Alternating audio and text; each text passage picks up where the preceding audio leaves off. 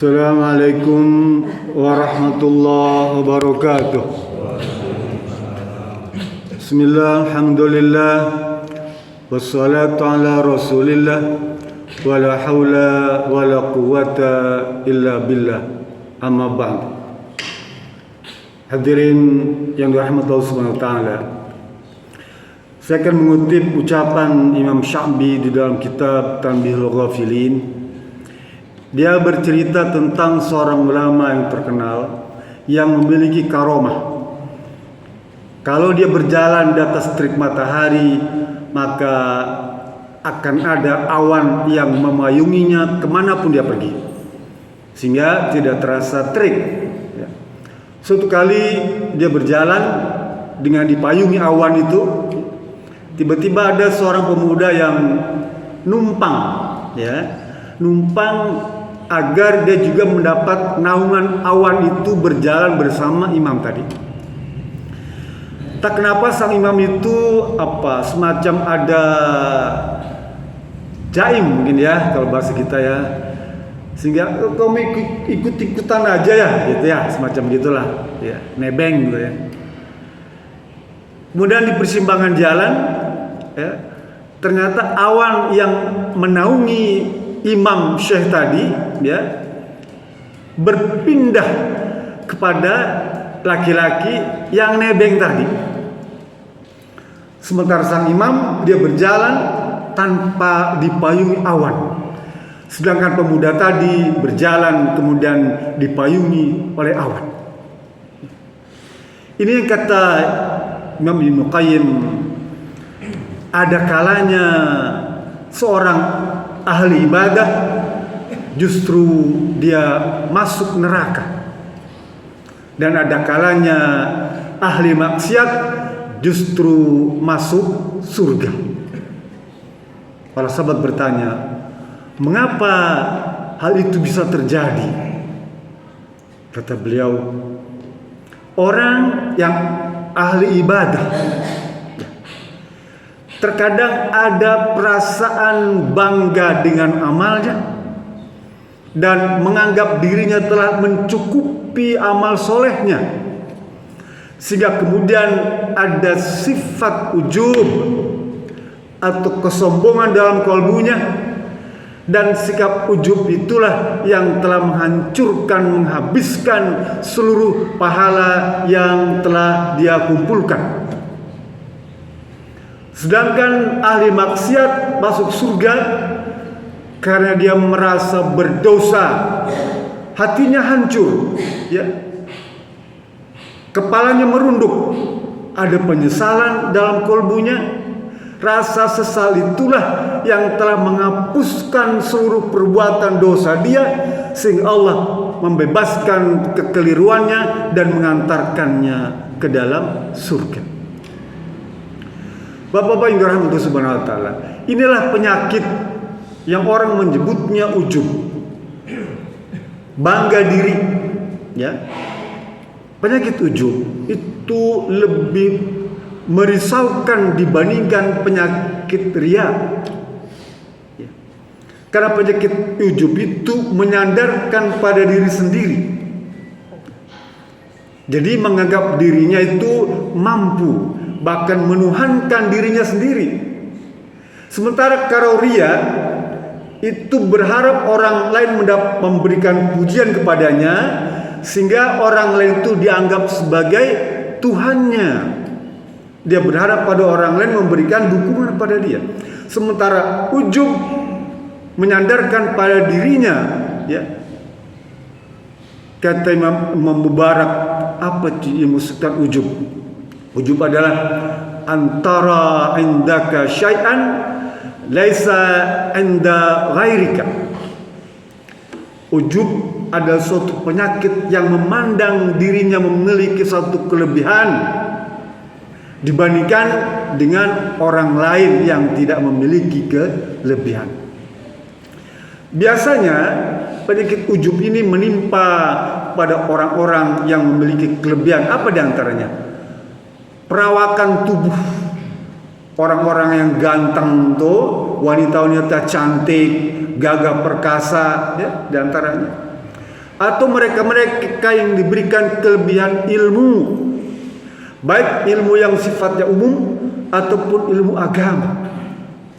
Mereka-mereka yang memiliki kelebihan harta yang melimpah, mereka-mereka yang memiliki keturunan atau nasab, nasab berdarah biru misalnya, ada perasaan bangga pada dirinya. Mereka-mereka memiliki anak yang banyak, keluarga yang besar, mereka-mereka yang banyak ibadahnya, amal solehnya banyak. Mereka-mereka orang-orang yang punya potensi untuk timbul pada kalbunya penyakit ujub. Padahal kata Allah Subhanahu wa taala di dalam surat Asy-Syura ayat 88, Allah berfirman, "Yauma la yanfa'u malun wala banun illa man atallaha biqalbin salim." Nanti di akhirat kelak, di mana hari tidak berguna tuh harta dan anak, keturunan, nasab, perawakan, gak ada gunanya. Yang berguna apa? Mereka yang datang menghadap Allah biqalbin salim, dengan hati yang bersih, hati yang bebas dari penyakit-penyakit ujub, penyakit sombong, penyakit-penyakit riya. Itu yang akan selamat menghadap Allah Subhanahu wa taala, qalbun salim. Oleh karena itu, kita berusaha untuk menjauhkan penyakit-penyakit ujub itu, Pak. Karena penyakit ujub itu bisa menghabiskan seluruh pahala-pahala yang telah kita kumpulkan. Yang kedua, ujub juga termasuk perkara yang syirik kecil, sama seperti riya. Ujub juga bisa mengantarkan pelakunya pada derajat kesombongan. Pada sombong itu, kata Rasulullah SAW, la tadkhulul jannah man kana fi qalbihi misqala min khardalin min kibir. Tidak akan pernah masuk surga orang yang di dalam kalbunya ada sebesar biji zarah kecil sifat sombong, tidak akan masuk surga. Allah berfirman dalam surat Al-Anfal ayat 47, kata Allah, wala takunu kalladzina kharaju min diyarihim bataran wa ria'an nasa wa yasudduna sabilih. Jadi jangan aku menjadi orang yang kalau berjalan itu membusungkan dada, ada kesan sombong. Itu Allah suruh kita agar jangan menampakkan kesombongan. Dan yang keempat, bahayanya ujub apa? Ghurur.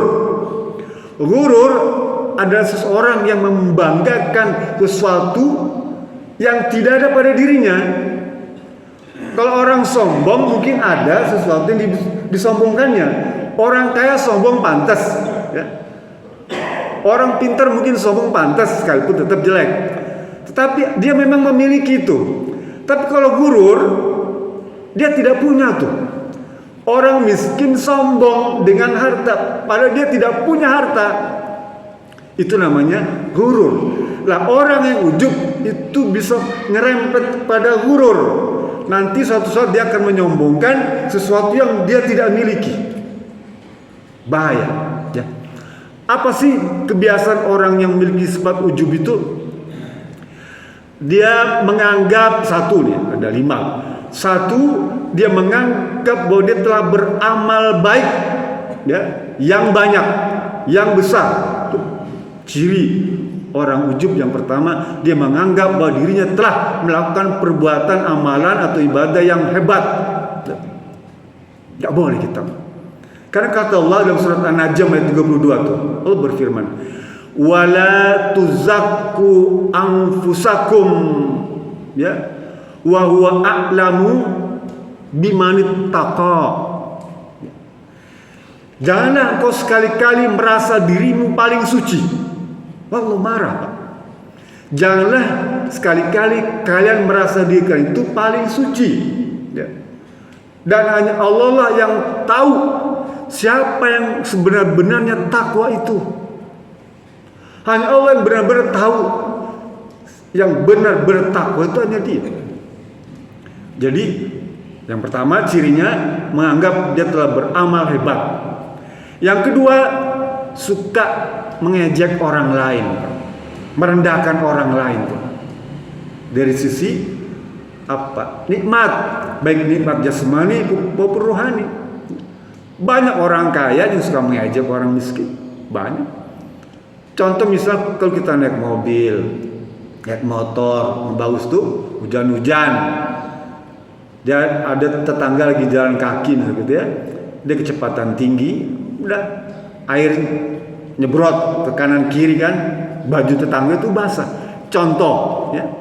Contoh dia merasa meremehkan orang lain, merendahkan orang lain. Itu salah satu sifat ujub ya. Yang ketiga tidak menghargai pekerjaan orang lain. Orang lain itu ya tidak dihargai, tidak dihormati. Contoh apa? Orang datang pergi ke masjid, mau sholat berjamaah. Mungkin dari sisi ubudiyah dia belum sempurna, Pak. Ya, takbir aja belum beres, Fatihah nggak lancar, surat juga nggak bisa. Tapi dia sudah menjustifikasi orang itu kurang baik. Dia percuma sholat juga, gitu. Begitu doang bercanda. Dah, nggak boleh begitu. Dia datang ke masjid, Pak, itu maknanya sudah memenuhi panggilan Allah Subhanahu Wa Taala. Paham ya? Orang datang pergi ke masjid itu, apalagi rumahnya jauh ya di ujung sana. Dia datang ke masjid artinya apa? Dia sudah mentaati perintah Allah Subhanahu Wa Taala, memenuhi panggilan Allah Subhanahu Wa Taala. Datang ke masjid. Hargai itu, Pak, orang-orang seperti itu. Sekalipun mungkin datang ke masjid dia masih mengak-mengok, ya, kaget dan sebagainya, bahkan mungkin dari sisi tata cara ibadah dia belum sempurna, tidak apa-apa. Minimal dia sudah memenuhi panggilan Allah. Artinya kita berikan penghormatan dan penghargaan kepada orang sekecil apapun. Jangan kita kemudian menganggap orang yang sedekah dengan 1.000 rupiah itu kita remehkan, tidak. Sepanjang dia ikhlas, itu justru yang terbaik. Kata Rasulullah, khairul a'mal adwamuhu wa yuqalla. Sebaik-baik amal, Pak, ya, itu adalah yang dikerjakan rutin sekalipun sedikit. Orang sedekah cuma 1.000 rupiah, tapi dia rutin, ya. Itu jauh lebih berharga daripada menyumbang 1 juta setahun sekali. Kenapa? Orang menyumbang 1.000 rupiah rutin, dia lupa, nggak tahu sudah berapa kali, ya. Tapi orang menyumbang 1 juta akan ingat sepanjang hayat. Saya dulu pernah nyumbang masjid ini sekian juta, terus terbayang-bayang. Itu yang akan menghapuskan, ya. Yang keempat, ciri ujub, suka memuji diri sendiri, ya. Bangga dengan diri sendiri. Saya kan keturunan ini, punya darah biru saya, kan itu ya. Saya di kantor punya jabatan tinggi, ya. Mobil saya nggak ada yang punya di komplek ini mah. Bangga, ya, dengan diri sendiri. Yang keenam, ciri ujub Bapak, tidak mau menerima nasihat orang lain. Nah, bahaya, Pak. Dulu ada seorang ulama sufi, Pak, namanya Abu Yazid Al-Bustami, ya. Dia ulama besar, tasawuf, ahli tasawuf. Dia biasa pakai gamis yang mewah, Pak, baju yang bagus, ya. Apa namanya, gamis orang-orang Arab itu kan bajunya double-double, ya. Dia pergi ke pasar, tiba-tiba di depan ada anjing. Nah, anjing berpapasan dengan seekor anjing itu, dan itu kelihatannya basah, ya. Abu Yazid melihat anjing itu, dia menghindar, Pak, menghindar dan berlalu menjauhkan anjing itu, ya. Bagus sih. Kemudian entah kenapa anjing itu berbicara, Pak, ya. Masya Allah, anjing itu bisa berbicara. Apa bicaranya? Wahai Yazid, Aku tahu kenapa engkau menghindari diriku. Ya. Karena engkau takut aku menyentuh gamismu yang putih itu. Ya. Tahukah Yazid Al-Bustami? Tahukah engkau Yazid bahwa kalau anjing menyentuh gamismu, ya, itu merupakan najis mughalladzah, najis yang berat, ya, yang harus disucikan dengan 7 kali cucian air dan salah satunya dengan tanah biturab, baru suci. Ya. Aku tahu itu, kata anjing tadi. Tetapi najisku masih bisa dibersihkan dengan air 7 kali dan salah satunya dengan tanah. Sementara najis yang ada pada hatimu karena engkau merasa sombong dengan gamismu itu tidak akan bisa dicuci dengan 7 air samudra. Menangis Pak Yazid karena merasa sombong melihat anjing tadi, ya. Takut menyentuh gamisnya. Ada semacam bangga sayang dengan gamis itu, sehingga ada perasaan. Allah Maha tahu itu. Ditakdirkan oleh Allah anjing itu berbicara, meruntuhkan kebanggaan Yazid Al-Bustami. Menangis Abu Yazid dan berbicara pada anjing tadi, wahai anjing, sudahkah engkau kiranya bersamaku, menemaniku berjalan? Anjing berkata lagi, wahai Yazid, tidak sepantas aku mendampingimu, karena itu akan menjatuhkan martabat dan kehormatan dirimu. Dan pasti kalau aku berjalan dengan dirimu, orang-orang sekampung akan melempari batu kepadaku. Menangis Pak. Kenapa? Karena kesombongan yang ada pada diri kalbu Abu Yazid. Oleh karena itu kita, Pak, ini pelajaran penting, ya. Jangan ada perasaan kita bangga diri, ya. Setinggi apapun ilmu yang kita miliki, sebanyak apapun harta yang kita punya, ya, setinggi pangkat yang kita peroleh, jangan ada perasaan bangga. Karena itu semuanya merupakan pemberian dari Allah Subhanahu wa taala. Maknanya seluruh karunia itu milik Allah dan diberikan kepada mereka yang dikehendakinya. Dan kita harus tahu, seluruh kenikmatan itu hanya ada di dunia. Semuanya akan berakhir. Nah, akan berakhir. Yang menghadap Allah Subhanahu wa taala hanya hati yang bersih, qalbun salim. Oleh karena itu, mari kita belajar membersihkan kalbu kita dari sifat-sifat ujub, sifat-sifat ria, ya, sifat-sifat sombong, sifat-sifat angkuh. Karena kelak dari kiamat nanti dia akan dicampakkan di neraka jahanam. Nauzubillah min dzalik. Oleh karena itu, ini menjadi sebuah pelajaran bagi kita semua agar kita mendapatkan bimbingan dari Allah Subhanahu wa taala untuk senantiasa menjaga kalbu kita, dijauhkan dari penyakit hati yang bisa menyesatkan. Amin. Itu saja. Billahi fisabilillah. Assalamualaikum warahmatullahi wabarakatuh.